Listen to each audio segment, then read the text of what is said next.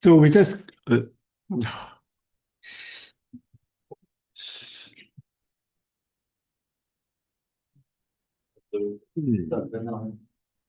are you?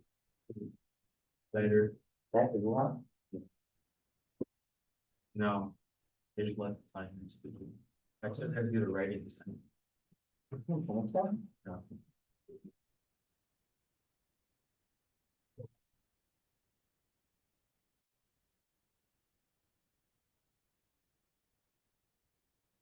Yeah.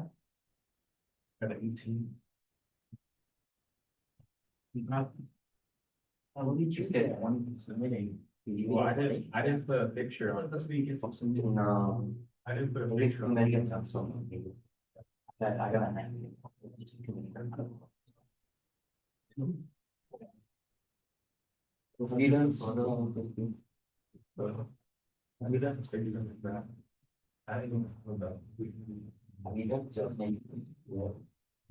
Yeah.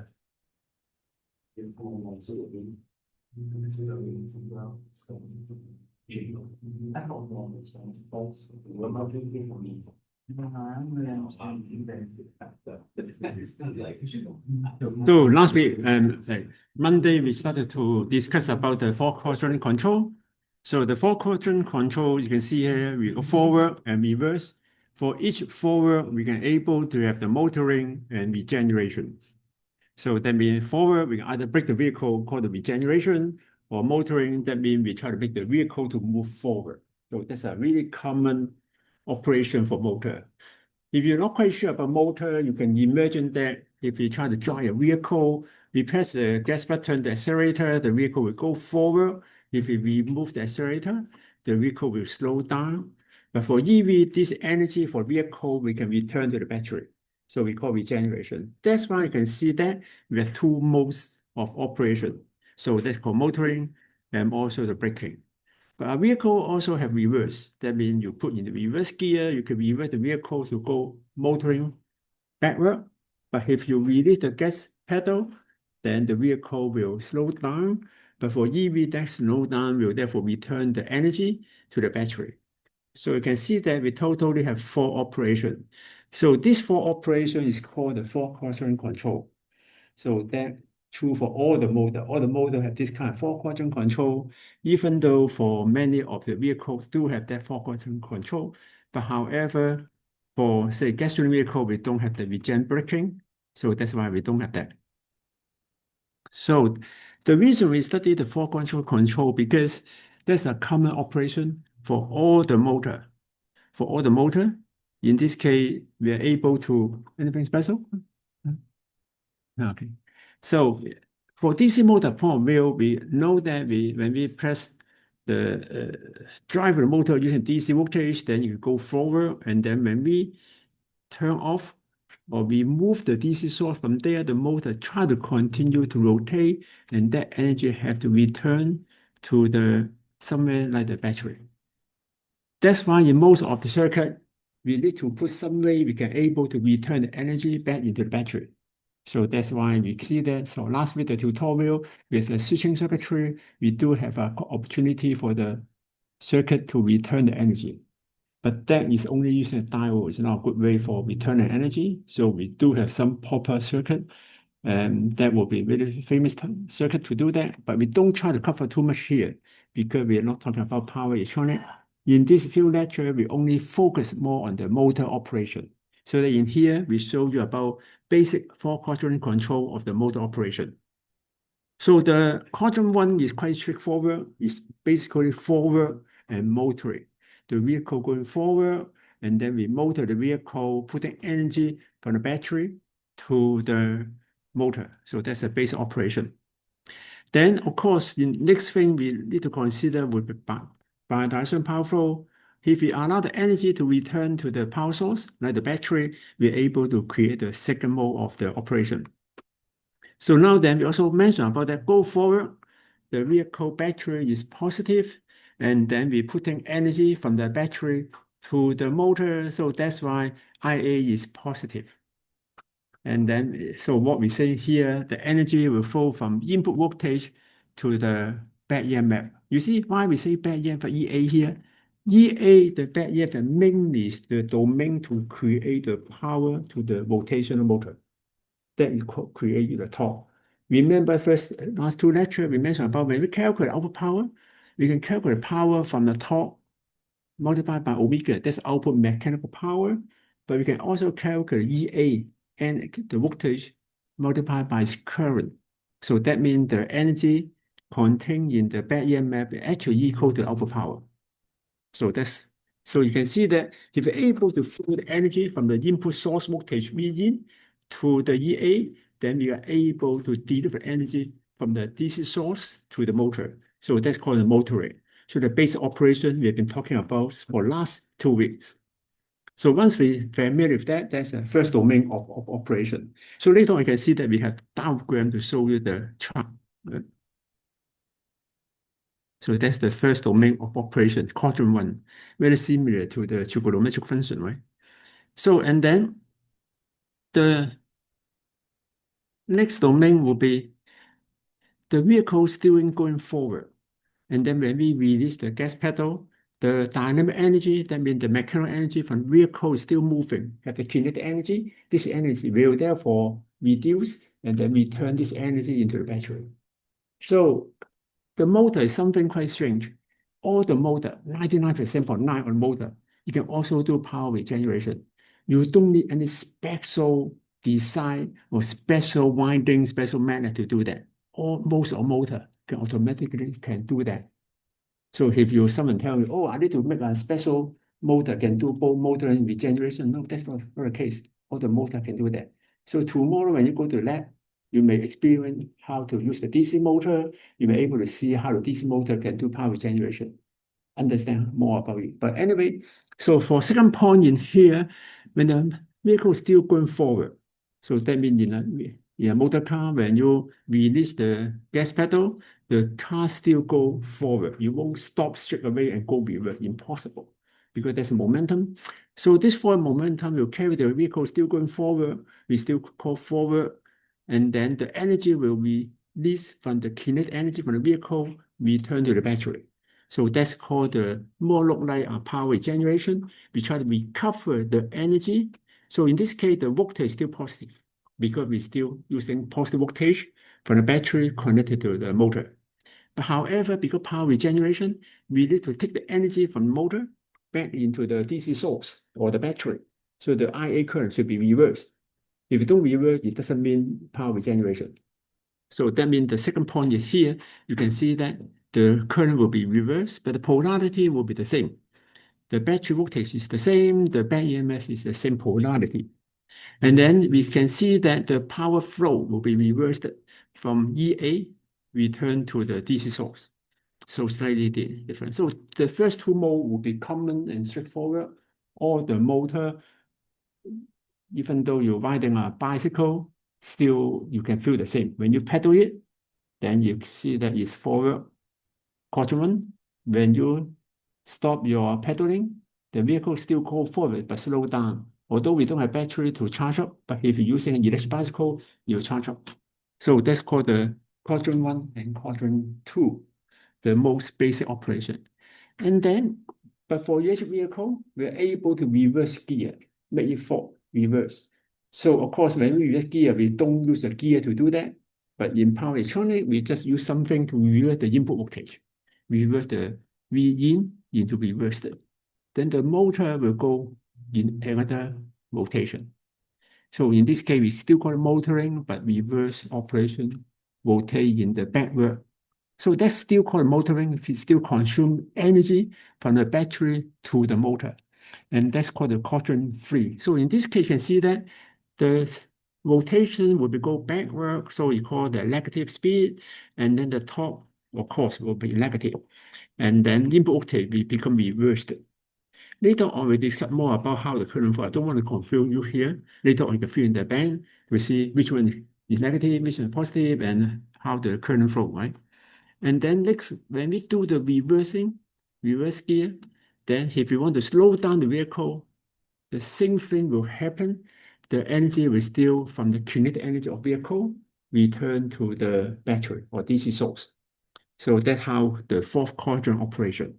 So these four are really basic operation, not even for DC motor, but any motor we will discuss in the future or you will learn in the future, they all have four quadrant control. But in here, I use DC motor to tell you, oh, we can compare the V in and VA so they can imagine what we have learned before, how the actual operation look like. For DC motor, the IA is DC current. But when you talk about AC motor, it's AC, we can't quite, so the concept was more complicated. Here will be much easier for you to understand the four quadrant control. So right now, any question? No? Okay. Good. It's a really basic, you already learned that, but the concept quite straightforward. When you're driving a vehicle, you probably understand what I'm talking about. You all have a driver license, right? You all. The basic thing in the future, if you follow me to do a PhD research in electric vehicle, in case you all need to have driver license. Yeah. It's a must requirement. And then, however, I also do research in electrical. In this case, you need to have a full license. Okay. Yeah. That's a more difficult. You're not licensed to drive, what is the point to do the research? To vote for aviation. Yes, of course, yeah. Certainly, if you want to design electric aircraft without license, what's the point to do that? You don't understand what's happening. Okay. Anyway, so the core idea for four quadrant control would be we try to look into the operation for the torque and the speed. Torque and speed are two major items we maneuver with the vehicle motor or conventional motor system. We try to ensure that we have transition usually. When we have a motor into power regeneration, we need to make sure the transition will be smooth. So we don't need to have some spark current, transient current. Usually current must be smooth. As I mentioned to you many times, the motor current is inductive. You cannot change instantly. I think if you learn any circuit design, you know the inductor current cannot stop instantly. It's very dangerous to stop instantly. Why is that? What's that again? Not only that, about safety. Can you think about something related to safety? Why we cannot stop the inductor current instantly? What's the safety reason?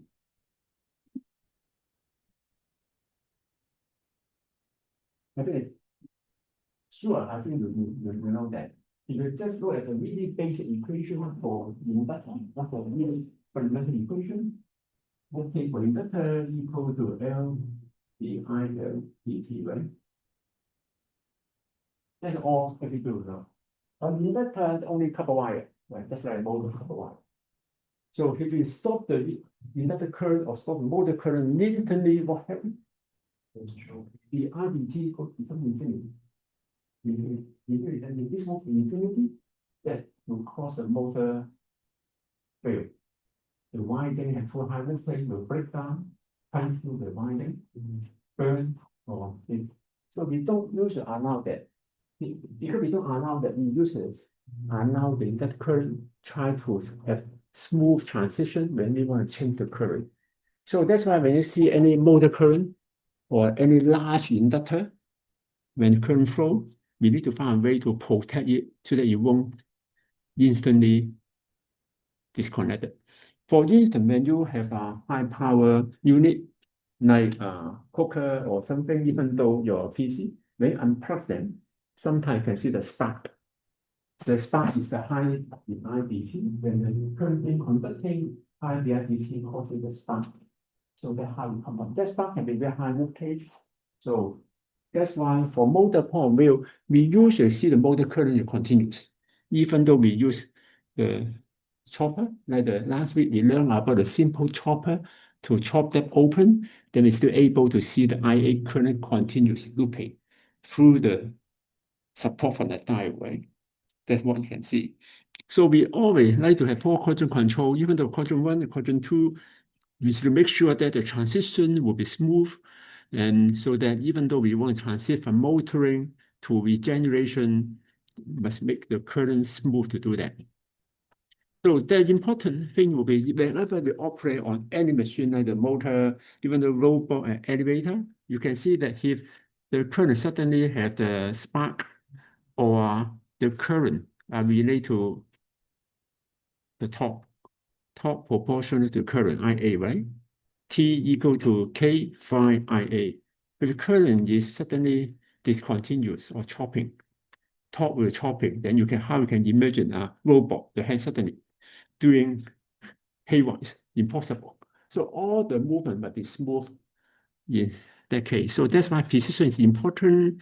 And then efficiency, once you have such a spark, and of course power loss will be there. Because once you disconnect the inductor, then all the energy stored in the inductor will disappear. Why then will be spark? Because the energy stored in the inductor we only have current. So in the inductor, we can store the energy.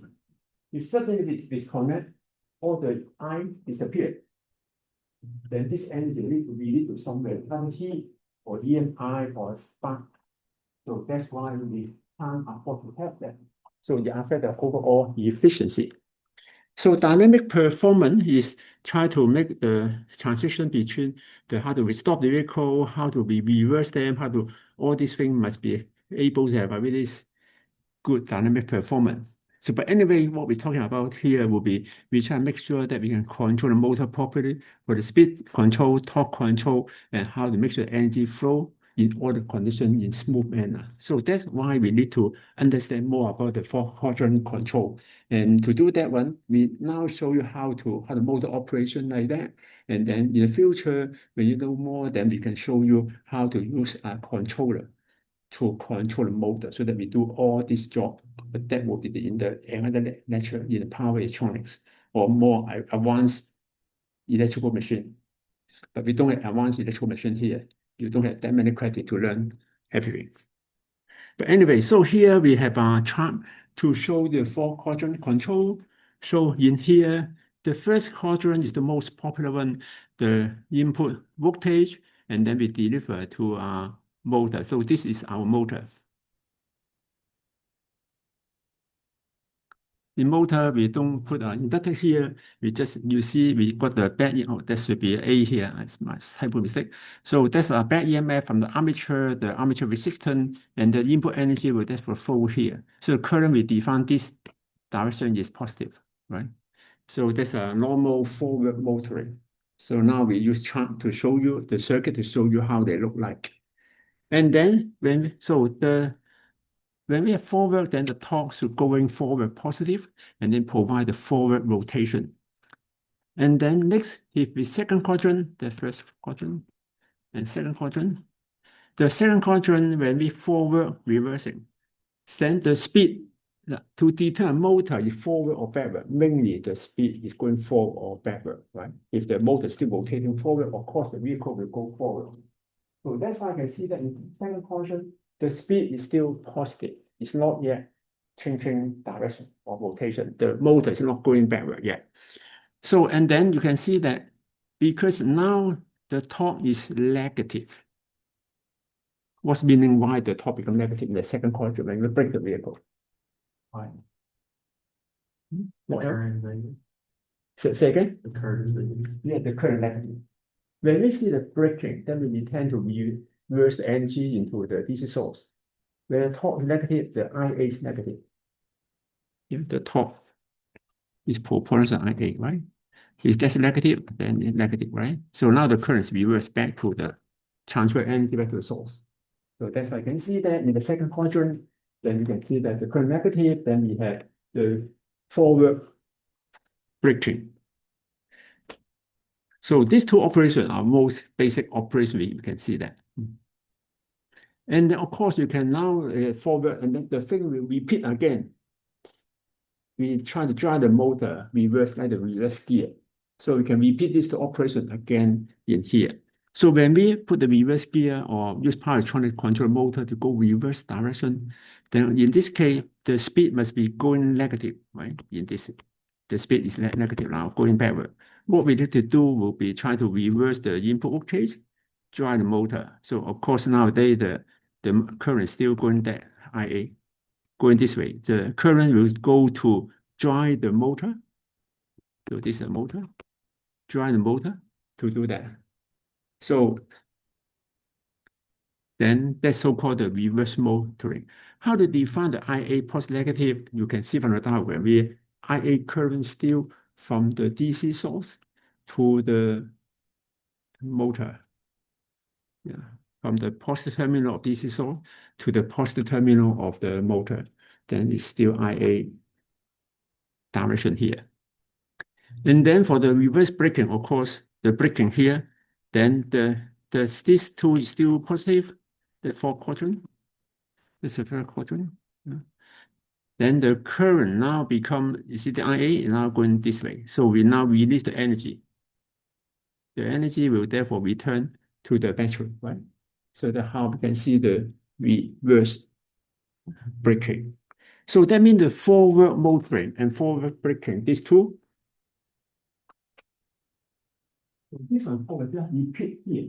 You just put it, everything becomes reverse.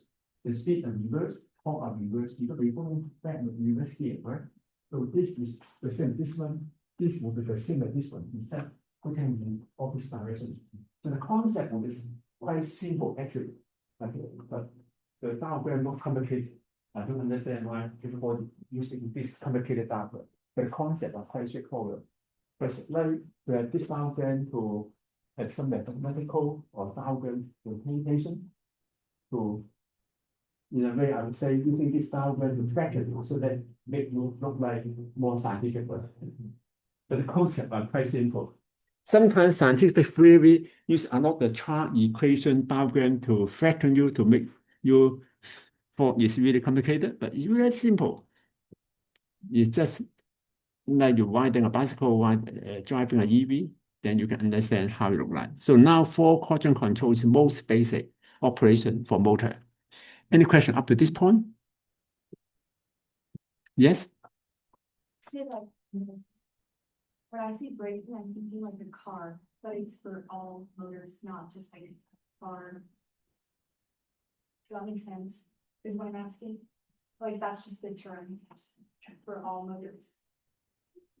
In here, because for the use for the electric motor or the electric vehicle, we have the motor. So all the vehicle have the motor. But for reverse braking, we can also return the energy into the DC source, into the energy source. You can only use electric motor. Electric motor allow us to return the energy, return the current through this wiring connection to the input battery.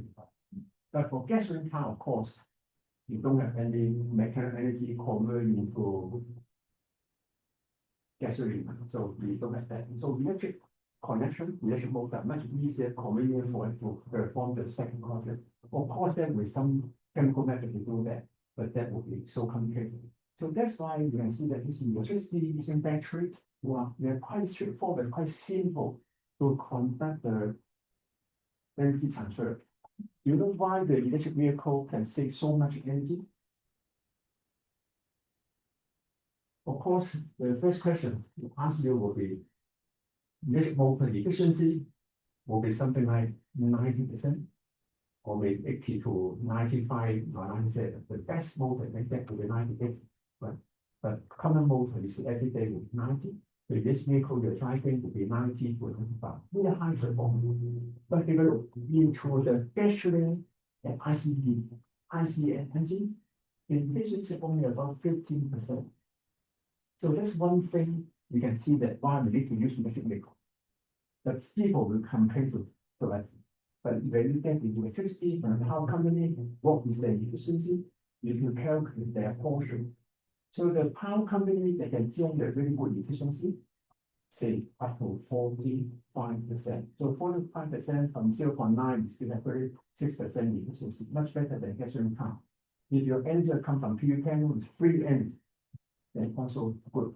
But and then anyway, if you think about 36% for the power plant to the electric vehicle, the conversion efficiency, compared to the gasoline vehicle, 50% only about say 2 to 3 times advantage. But why we still like to use EV? The actual performance is 3 to 5 times better because of the power generation. That the key component to make an electric vehicle can save energy. So when you stop in the traffic light, the engine will return to the battery. When you brake the vehicle, you can return energy to battery. You don't generate any heat or anything. So that's why the EV, yes. Sorry, this might be off topic, but like if you have like a hybrid vehicle, Mm. would it still be regenerating? Yes. Hybrid vehicle, yes, we have to. One of the key components for hybrid vehicle is power generation. So the gasoline engine generate the electricity charge the battery. And what they did is to get the best operating point of the RPM for your gasoline engine to charge the battery. For your normal modern car, RPM can be anything, so may not be optimal. So the optimal point for gasoline engine when you try vehicle could be something like say 3,000 RPM. Then the efficiency can be about 30% more than 50. And then when you vehicle stop on the traffic light, then your battery there that will return energy to the battery. So that's why hybrid vehicle at least 300 from the gasoline vehicle, but EV will be 5 times. So that's your choice. I will have the EV design, I think, probably next semester. I think the timetable already released. If you learn my EV course, you learn something about the electric vehicle, come to join us. I have a question. Yes. So when you're not moving, right? Isn't the back EMF, isn't that equal 0? So how is that sending the energy back into the battery if the back EMF is 0? When you slow down vehicle, the motor will not stop instantly. Okay. If you want to start motor instantly, call the backing mode will waiting the engine. The vehicle still a few seconds in order to slow down vehicle to 0. Till that a few seconds, we have always returned energy to the battery. But You cannot stop the motor instantly from 0.01 millisecond stop. That would be wasting your energy. Yeah, but like if you're on a stoplight, right, then you're not gaining back energy, right? That's true. Okay. If you want to stop instantly, you have to use mechanical brake or to use backing mode. And I mentioned last week. But usually when you are vehicle, we are now a few seconds to release the energy back into the battery. So that's when you join the EH vehicle, you still need to remember that. I will teach them in the next semester. So attend my class, then you know how to control the EV better. Okay. Oh, sorry. Anyway, so quadrant control, we cover that. And the next thing to do, let's go one by one in more detail, right? So first quadrant control, you can see that the torque is forward, the speed is forward, just like all the things we have been discussing for the last couple of weeks. So the speed is positive, torque is positive, the power is positive. So you can see that the power, we deliver power, that's positive, this current is positive. So the power, P from input side is equal to V input times IA. So positive and positive. So the power is positive. So if we have positive power delivered to the motor. And the similarity you can see between the vehicle and the flat roll, then when you press the accelerator, then the motor will provide torque in the forward direction. That's the most simple operation. It's true for all the EV and also gasoline car. In the circuit point of view, then this voltage, input voltage is greater than the back EMF EA voltage. And then second mode is the forward braking. So braking, we are not talking about we want to use mechanical brake to brake the vehicle, that kind of braking. What we meant here is more like slow down the vehicle. In this case, if you want to slow down the vehicle, then we are now the input voltage slightly lower than the input, than the motor voltage. You see when motor rotating, if you measure the motor, if you measure the motor voltage, you can see something there, some voltage. And then what we need to do in the EV operation or in the power generation, we reduce the input source slightly less than that. Then the power will return to the battery. So that's the way of operation for the forward braking, second quadrant control. Like for instance, we use 100 volt to drive the motor becomes 90 volt. And then he will quickly reduce the 100 volt from the input side to 80. Then 90 volt from the battery is from the motor is higher than 80 volt, then the energy will return to the battery. So that's one of the control method.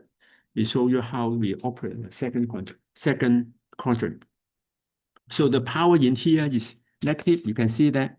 So this is a positive. This is positive. Now the energy return here. So if you see that power input equal V plus IA, but IA is now negative. It's positive. So that's why power input become negative. Negative means we are charging the battery. The energy now return from the motor to the battery.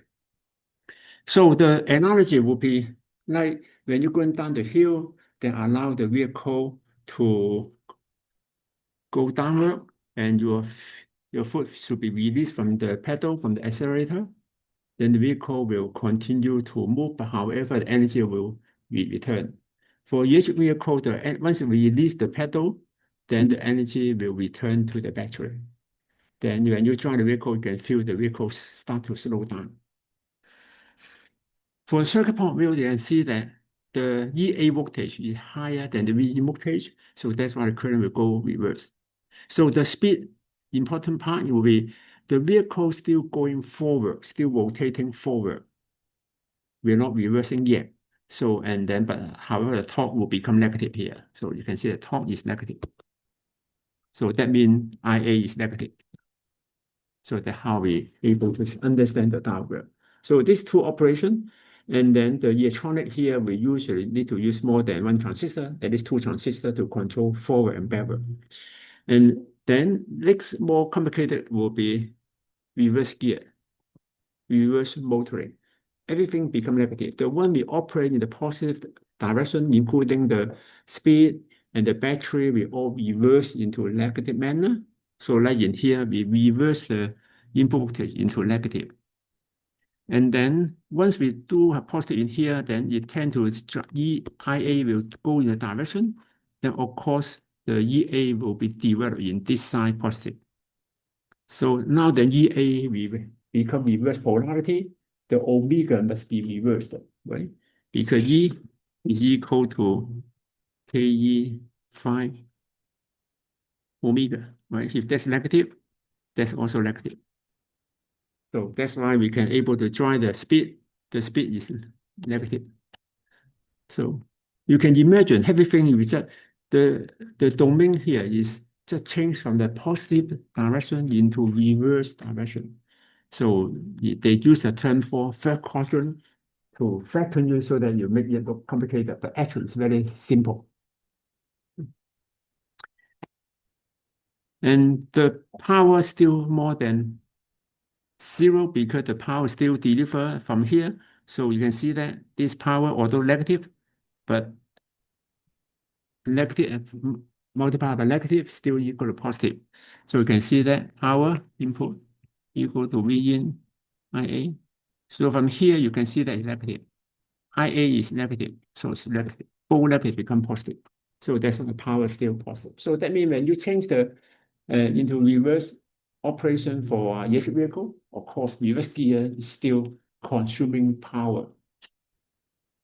So how we do that, we just reverse the input voltage. That's it.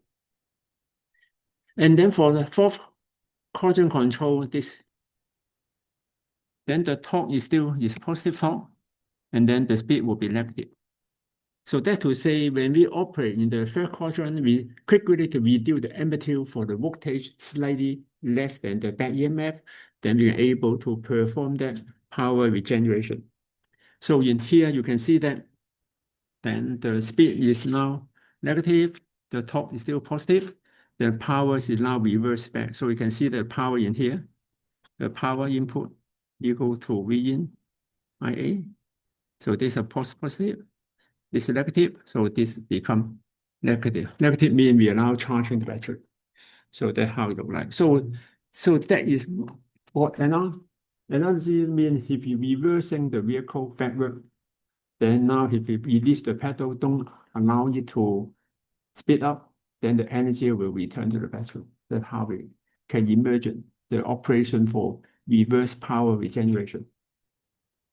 So the circuit point view, you can see that it's just like here. So we reverse the battery, then the back EMF will be reversed as well. So that shows us the technical approach how how we understand the four quadrant controls. So again, it's really basic operation. You also cover in the midterm and ask you something about it. It's so important. Everybody need to know. Whenever you know motor, you have to understand four quadrant control. It's a really important concept. But the concept is quite simple one.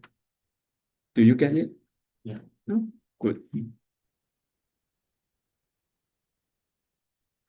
So next, we try to understand more about the torque speed characteristic and that is how we relate to the control. So we have an equation, the motor speed, how you relate to the input voltage, and how you relate to the motor torque, right? And torque equation, of course, equal to this one. So all the cases, the torque are related to the current. For PM motor, permanent magnet motor, the flux will be constant. We try to fix the flux into best value of the flux. So in this case, we're able to control the motor in high efficiency. You see the motor has different efficiency pattern. Some efficiency will depend on certain flux value. If certain flux value, that will give us the best high efficiency. Say, I mentioned about 95%, that must be under certain amount of the magnetic flux. So if we change the flux to other parameter, it may not be 95%. So that's why it also become important. So from this equation, we see that if you want to change the speed, we just regulate the voltage. So, and then of course, if we want to further increase the voltage, there may be some limitation. If you want to increase the motor speed, only one thing that we can do is increase the voltage. The torque is controlled by the loading, like how your motor shaft connect to those objects, the friction there, which is depend on the user. But for the driver, then you need to think about, I can increase the voltage in order to control the omega. So that is to say, but there's limitation. You can't increase the voltage indefinitely. Of course, because they will break down the motor, right?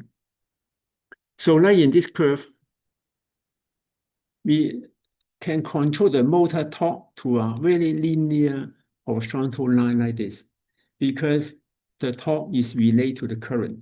As long as we control the current become linear, even though when we change the speed, we can adjust the input current or control input current using a current mode controller. We can therefore control the current become linear constant. Then in this case, the motor torque can be linear constant, even though you change the speed. So that means for motor, it's really simple to do. You just adjust the current using conventional control method, motor current control.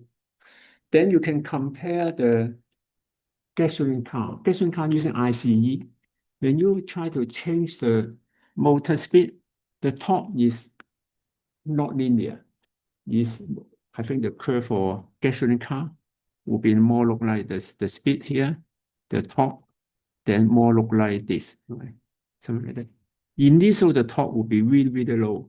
So that's why I can see that for a gasoline car and electric vehicle, when they stop together in traffic light, the EV will go first, because the torque from standstill for ICE will be really, really small. So that's why for gasoline car, it's not linear. So to do that one is really complicated, really complicated control method. But for EV, it's really simple. We just using current to do that. You can see the adjust the current quite straightforward, or adjust the motor voltage. It's very straightforward. So that's why for all the motor control, we tend to have a torque control like this, have a linear torque control. To do this one, we can just keep the IA constant. And then if you want to increase the motor speed, you can see that we just need to increase the input power. Then in this case, we have to increase the motor voltage in proportional manner. If you need a high speed, we just have higher voltage to do that. So that's why I can see the control is not complicated. So as I mentioned before, to do this one, you keep the torque constant by adjust the torque in the best performance of the torque. When you buy any motor, they got the rated torque. What's the rating for the torque? For some 10 Newton meter, 100 Newton meter, they will say that. That's the rated power. Anything you can have that rated power, but don't go over it for too long. Usually just a few seconds will be quite okay. Yeah. And then the motor power will be the torque multiplied omega. So you can see that if the torque is constant like that, the speed will be increased in such a way, then the motor power will also increase linearly in such a way. So that's quite straightforward. And next thing to do will be, how are we going to control the motor speed? So the basic equation here will be motor voltage, the total input voltage equal to back EMF plus the drop in the RA, right? So you can see that here, EA equal proportional to omega. So the total equation will actually equal to this one. So that to say, we can therefore, IA will be constant if you want to control constant torque. RA is the resistance, must be constant. So this is constant. So that means if we want to change the speed, we can just change the voltage. You can see the control is so simple. So that means at zero speed, when the speed is equal to 0 here, then what's the intercept? What's the intercept?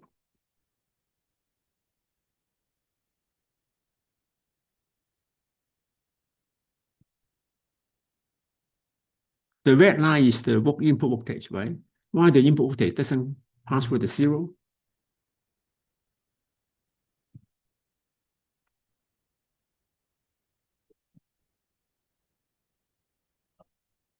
Angular speed constant. KE. Yeah, you can mainly given by this equation, right? When this is equal to 0, the V in equal to IA RA. So this is equal to IA RA, right? Yeah, there's some basic energy. It's just like what we learned in the junior school Y equal to mx plus c, right? So this equation is same as this equation, Y equal to fx plus c, right? It's just linear equation. So you can see that from this linear equation, we usually like to control any object, so-called linear control, the most stable, easy to control. So they call linear control. I think if you learn the control engineering, linear control is so straightforward. Of course, we have to also learn non-linear control. Non-linear control more in the AC motor will be non-linear control. So that's why we like DC motor. Why DC motor is so popular? Because we can use linear control. Look at that equation. Oh, so simple. Why you mx plus c? So simple. You can control it quite easy. You can just adjust y and x is the speed. How to control the speed? Using the voltage. You can do that. So that's why everybody like to do that. And the control electronic, control microelectronic are all so low cost, easy and straightforward. So you can see that we can therefore increase the motor voltage with a kind of the fixed constant like that. We can therefore change the speed in linear manner. So this show you from this diagram. So this give you just combination of how we control motor in a constant torque manner. If you want to adjust the torque to another level, you move up and down the torque, then you just changing the, if you want to move this one, then you have to move the IA as well. Then this curve will also move slightly in vertical manner. So that's quite simple and straightforward. You get it? That now I show you how to control DC motor. That's really important concept. How you control DC motor. In the future, when you do a capstone project, how to control robotic arm, how to control torque. Just using a DC motor like that will be simple and straightforward. Control the current. You can control torque, control voltage, you can control the speed. Easy, simple, right? Yes? How complicated would it be to actually make the controller?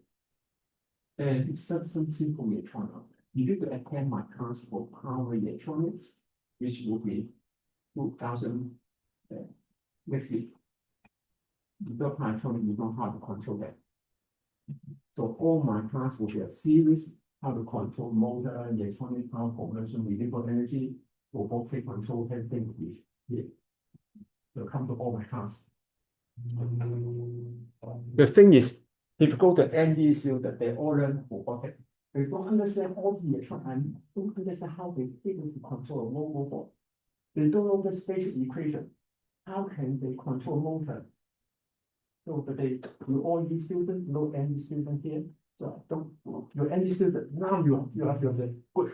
You're good. Then you know how to control a robotic arm. Yeah, that's the equation to do that.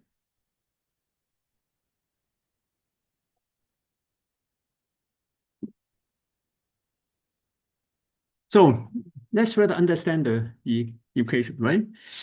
So just now we say when we control the speed upward, then we're able to control the speed. But the voltage, we cannot go indefinitely to infinity. Why is that?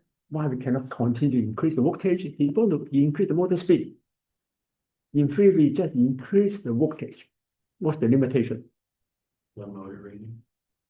So what? The rating. What kind of rating we need to be careful? Or maybe the power rating. Yeah. The voltage rating is important. As mentioned, if a motor is 100 volt, have a 20 winding, each winding will be, say, 5 volt. That's a limitation. If you go more than that, between the winding have too high voltage, you break down the enamel coating. You burn. Insulation will break down. You have some tap, protect it, then the tap will break down, electrical will break down. So the voltage and also mechanical, the magnetic losses, the core losses, too high core losses, too high B field, the core will saturate. So that's a voltage limitation. So that's why in here, we try to control motor up to rated voltage. We need to stop. We cannot increase the voltage further. So that's why you can see that the curve will go to the limitation point here. That's it. That's the end point. And this end point will give the base speed, the limitation for the speed. So in theory, then you can only go up to that speed. That's it. But there's another way to further increase the speed without damaging the motor winding or motor magnetics. What's that? Decrease the torque, right? Yeah, certainly you have to decrease the torque. Why we need to decrease the torque?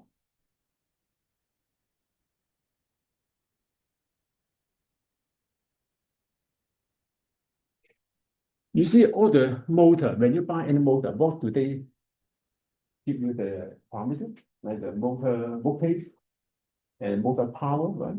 Motor power must be related to what's the maximum out power. So we can't go over the power. There may be many other scenarios like the heat management, so that is the power. When you go further here, the power equal to torque multiplied by omega. If you further increase the speed, the power will increase, then it will be beyond the power rating for the motor if possible. If you want to double the speed, you can increase the power from 10 kilo motor double to the 20 kilo, but it's impossible. So there might be something behind, we can't do that. So we have to increase the measure of the slope, increase the motor torque so that you won't damage the motor. So how do you do that? To do this one, then we got another operation mode we're going to show you. That is called constant power region or operation. So the first region I show you in session 3 is called the constant torque region. Constant torque region. Another region we try to show you will be the constant power region. Another new region we need to operate. That region will be divided from when we want to further increase the speed. So like in here, we want to further increase it. This one cannot increase further. So only one way we can do will be if the voltage not increase, we can decrease the motor thrust here. Then we can also increase the motor speed. So this region, in this case, once you do that, we find that the power will be unchanged because once we do that, the motor torque need to drop in order to keep the power as a constant. But key thing here, we need to use the technique called the field weakening. That's a really famous term. So do remember that term. So constant power region and the field weakening is the same kind of technology for all the motor. 90% of motor are using this method in order to power up the motor to much higher and higher speed, called the constant power region and field weakening region. So the key thing to do that is to weaken the field in here. So in order to do that, then this will be unchanged, constant or unchanged. And then we drop the B field, then we can increase the speed in that manner. So that's the most important operation point to do that. Of course, do remember, the rated voltage is stay there. We cannot go beyond the rated voltage. otherwise will damage the motor. So from the torque equation, then we know that. So whenever the IA, if we maintain constant, unchanged, then when it drop the thrust, then this also will drop. So obviously, the motor torque will drop in the field weakening region. And then we can see that the power, so this will be dropping, the speed will increasing, so happen to be these two put together will give us the constant power. You can write out the equation, there's still constant power. So that means we are not beyond the motor power operation. We keep the maximum power as a maximum, we don't go beyond it. The voltage we won't go beyond it, then we won't damage the motor. But the one thing we do will be weaken the field. Then you come to a problem, how we can able to weaken the field. So that's another control method. You see, we learned the many different settings for motor. We got separately excited motor. The motor field winding are separate from the motor. We use additional coil IF to do that. So this is the motor, we can do that. If we use a PM motor, permanent magnet, we cannot weaken the field. So that means PM is simple, but we have limitation. So we usually, for this kind of field weakening, then we have to use the, say, series winding or maybe separate winding, separate field winding to do that. So again, these two will do not change them because we should usually keep them into the rated parameter. We don't increase further the voltage or don't increase further the current. If you think, oh, the torque is dropping, can we increase the current? No, the current already in the rated power. That means the copper wire, if you use copper wire to do that, this copper wire may already say how many M per mm square, right? So that's the limit. You can't go beyond that. Yes? You said series winding because it has less winding, right? Just like I say series winding means series connected motor. You see one of the tutorial, we have a series field winding connected to armature. We have, say, the LF, and then we have armature is the E. Then this is called the series motor, right? So of course, if a motor here, we can also have the IF going to here. We have separate, that is called separate excited, right? But some simple motor will have series connected like the train system. I mentioned to you in one tutorial, the train operation, some of the train are use the series connected motor because you can generate a high starting torque. But of course, for this one, we have difficulty to independently control speed. Probably field weakening may be something we need to quite complicated because once we weaken the field, we weaken the current, then we weaken the IA is the linear IA control. So we don't do that, but for separately excited motor, then this field we can control whatever we like. Then we can quite straightforward to use the field weakening. All right.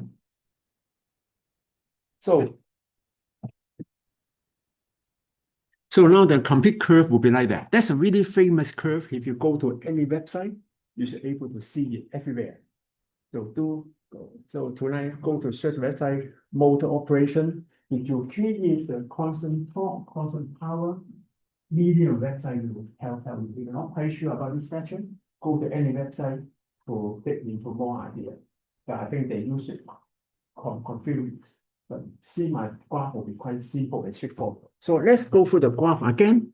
That will also cover in the midterm, right? Important. So usually the constant torque region, we try to make the torque become linear control. So when the torque is linear, that means your current needs to control to be linear. So in many operations, we want the torque to become linear. Like if for robotic control, we want to do some performance, like constant torque performance, then we need to constant torque control it. Then the voltage, if you want to increase the speed here, then the voltage also need to increase in this linear manner. But the voltage only increase to a limit. That is the rating. the rating limit, the voltage can't go anything further, then we will transit to another mode. We'll still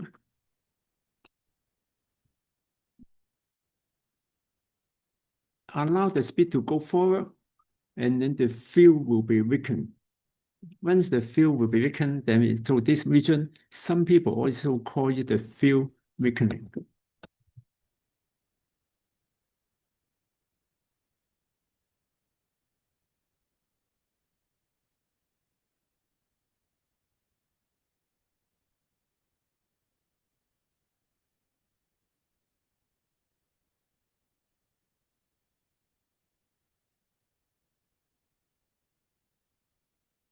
Then, so that is how you see the operation, right? So one question I would usually ask you in the exam would be, I sketch a diagram to you. Can you point out, would there be any mistake or any problem here? So now in this diagram, what you can see from my teaching before, what is the issue here? Which curve should not be like that, should be modified. Shouldn't torque always be constant? Shouldn't torque always be constant? Or yeah, shouldn't it always be constant? Always constant? Yeah. Or the current, because we're the last example, we decreased the flux, but we didn't decrease the current, right? Yeah, good observation. We say this way, the constant power, the power constant, the speed is increasing, then the torque will decrease. So that means the motor can offer everything to be maximal, right?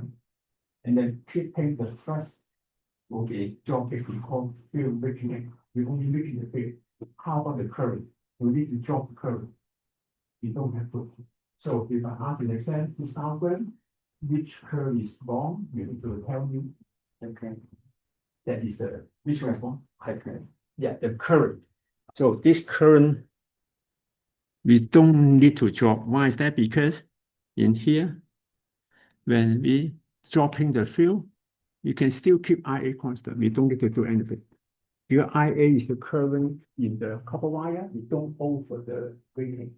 So we're still making it constant. Okay. Good. Thank you for observation.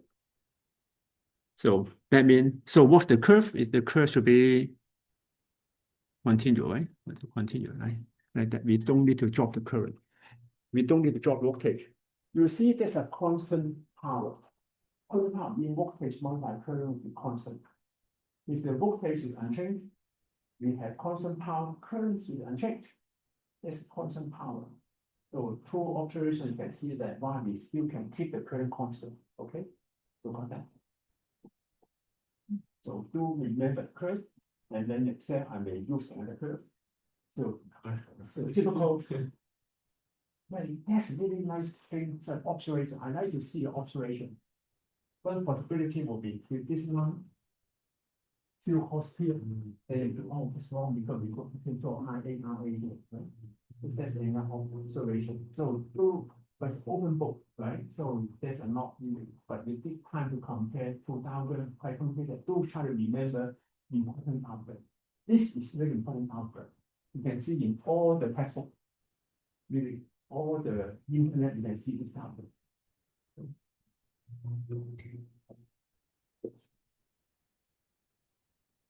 So that's how it looks like. So the top, so this top curve will proportional to this one. Okay. But this for the field weakening mode, this one's the most important curve you can see here. So you can see that this kind of the control method are very similar to all the robotic control or motor vehicle. For instance, when you vehicle in the first gear or second gear, you need high torque to speed up the motor, to speed up the vehicle. So in this case, the torque need to be large. So you're usually using constant torque control, move the torque to the maximum torque available from the motor. And then when the motor already speed up, you don't need that much torque because the torque mainly for speeding up the vehicle. Once you achieve the speed, you don't need further torque to power to speed up the motor. You only need a little bit of torque to cancel out the friction. Then in this case, you can then go to third, fourth, and fifth gear. So in this case, the vehicle will tend to have much higher speed and low torque. Since we don't need that much torque, then we can use the fuel weakening mode in order to continuation of the vehicle. So in this case, the torque will be decreasing. That's really good for coasting when you're in the highway coasting, when at 70 km per hour or 100 km per hour, then we use it, go to the fuel. For all the EV, we go to fuel weakening mode, or in gasoline car, we go to the fifth gear. So do you know one question? I think you all have a driver license. So when you drive a gasoline car, if you try to press the pedal to fully downward, the vehicle can go to say 120 km per hour. Right? And then you think that's the terminal speed. Can you make anything further up? I think, if you want to go faster than 120 miles per hour, I think these just depends on the computer, right? I'm talking about the gasoline car. Yeah, Yes, not computer, right? But what I'm talking about when you already press the gas pedal to fully downward, and the vehicle go up to maximum, probably say, for instance, 120. yeah. Anyway, you can. No, you just at that speed, it tops out, yeah. Usually for auto car, we like that. But for the conventional with the gear, 1 to 5th gear, 1 second, third, fourth gear, then that's then have you tried any car with clutch? You use the clutch to change the gear. I think for those, yeah, you have. In my old day, my driver license, mine will be have a so-called conventional car with a clutch. Once you change the gear, you press the clutch, and then you change the biggest gear, and then you use the clutch. So that's a conventional vehicle. And if you want to over the speed, one thing you can do will be in the 5th gear, 120 km. If you want to go further than that, if the full car is trying to a combination, we just press the clutch. Then the engine will release from the gear. Then because we have less inertia, the vehicle will quickly to go further high speed. So that's one of the ways we can able to keep the vehicle within short distance. But of course, we can't do that in auto car or any but we have been doing that. When I was young age, say 20 years old, the highway and for this driving 150 km per hour. So what we can do with this the front. Then that one way we can do that. I found some way we can do it in the electric car. But anyway, so in the high gear, then we use the constant power region or the so-called the fuel weakening region. Then that's also really good for the electric train. Electric train, you see, when we have a heavy loading, usually train have many coaches. So in this case, to start up the train, we need really high torque. So that means more look like first gear, right? But train are now all electric. So in this case, we do need to have constant torque control when the car is stationary.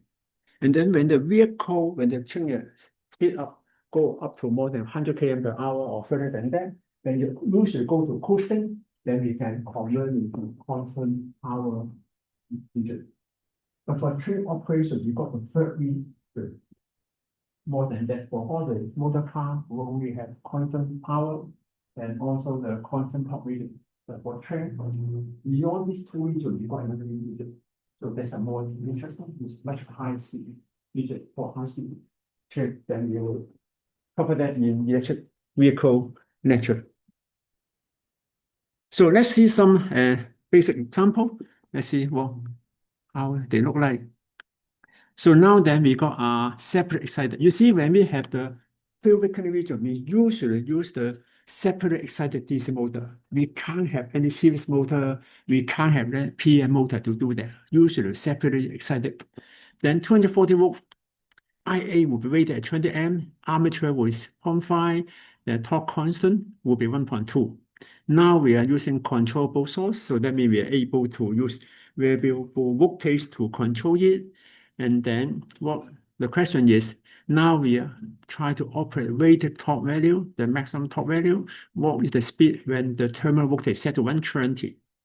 And part B will be if the motor is running at 180 radian per second, and we try to deliver the same rated torque, what is the terminal voltage? So let's see the answer. So the rated torque will be quite straightforward. If the motor torque constant multiplied by current will give us the motor torque.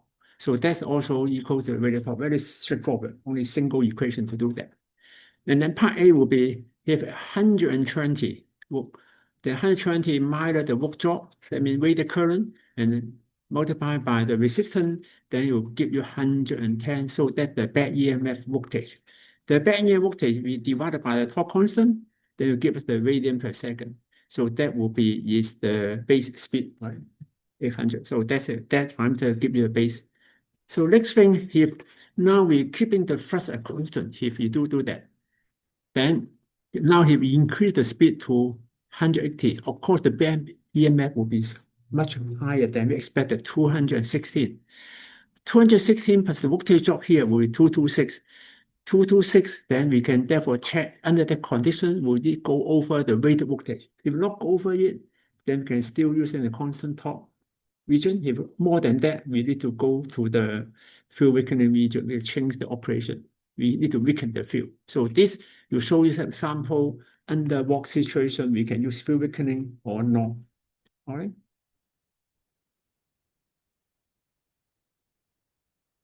So let's see the example for field weakening. We have the same kind of the equation now. So now we want to run the motor at much high speed. So before is not the high speed, 180, but now we change to 250. And then will we go to the field weakening? So simple and straightforward. Then you can just go for it. So the same constant, multiply by 250 plus the voltage drop on the resistor, then become 310. Of course, in theory, if you don't weaken the field, we need 310 volt in the armature voltage. That's impossible because voltage rating for the motor only 240. So in this case, we can't do that. So we need to go to another mode for the field weakening, right? So if we say the rated voltage 240, we keeping the current unchanged. So the best voltage we can do with 230. So 230, that is the voltage we need to operate at all the on that operation. So that means the maximum back end voltage only about 230, not 3 or something. So now that we use 230 in order to calculate the torque constant or the back end constant, we have this one. So obviously 0.92 is different from 1.2, right? So we need to drop the thrust from 1.2 to 0.92. So you can see that the K is unchanged, but only the thrust will be changing. So we have to drop from this one, drop down to this one. So for this one, the thrust must be dropping in such a way, right? Do you get that? Am I going too fast? Okay. So now the new torque must be dropped. How much is dropped? So our torque constant is 0.92. We need to drop the thrust. That's why the torque constant also dropping from 1.2 to 0.92. And then we multiply by the current will be 18.4. Okay. So now then the torque, you can see that is now less than before, only 18 Newton meter. Output power, these two omega times the torque will give the power. So 4.6 kW of power. Yes? I have a question. If we have constant current, how can we decrease the flux that's already in the motor if the current is constant? This current only about the armature current. And then if the thrust is separate cycle. We have to use separate cycle motor. So this motor is separate cycle. We need additional field winding to control the motor thrust. Yeah. So that's why I can see that we cannot using conventional series motor. So we say the same motor. Same motor. So that means we separate separate excited. So this word is important. We always use separate excited DC motor to do the job. Okay. So remember, for field weakening, you have to use separately excited DC motor. You cannot using PM motor. You cannot use series mode motor. Okay. So that could be one of the midterm exam question. But that only small question could be the multiple choice. In the big term, I do have some multiple choice, also short question and long question.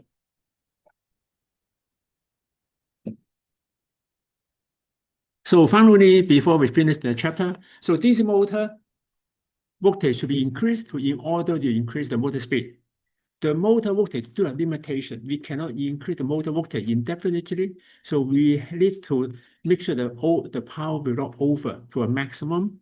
So in this case, if further increase the speed, we can only do is to decrease the magnetic flux. So that's why we call it field weakening.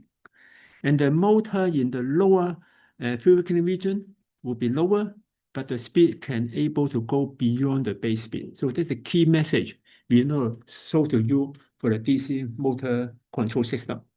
So that's it. We finished all 3 sections for the DC motor. So give you a very good fundamental study for motor system. So that's all. Then next week, then we will have another new topic for the industrial motor system. And then Thursday, we'll have the midterm. Okay, midterm will be quite simple. You see, midterm only 1 hour 15 minutes, can't test you too many things. Should be quite okay. So midterm will be in person, open book, open notes. Okay, my office hour will be Wednesday afternoon. If anything, you can come to see me or anytime you pop in to discuss. Okay, see you again next week then. Bye-bye. Bye for now.